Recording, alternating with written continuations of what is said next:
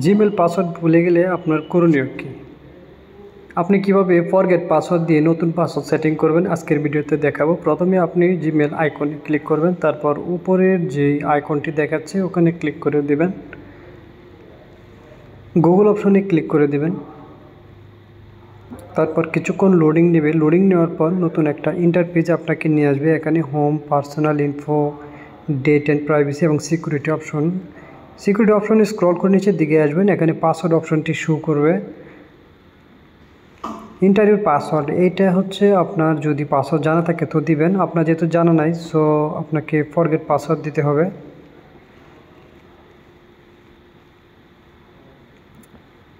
Forget password দেওয়ার পরে আপনাকে নতুন একটা ইন্টারপেজে নিয়ে যাবে। ওখানে আপনি নিউ পাসওয়ার্ড দিবেন এবং আপনি আপনার মতো করে হেভি স্ট্রং একটা নিউ পাসওয়ার্ড দিবেন।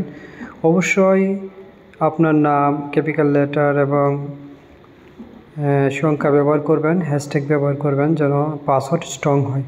আপনার নিউ পাসওয়ার্ড দেওয়ার পরে আপনাকে কনফার্ম পাসওয়ার্ড অপশনে আবার সেম পাসওয়ার্ডটি দিতে হবে, অর্থাৎ নিউ পাসওয়ার্ড কপি করে আপনাকে কনফার্ম পাসওয়ার্ডে দিতে হবে।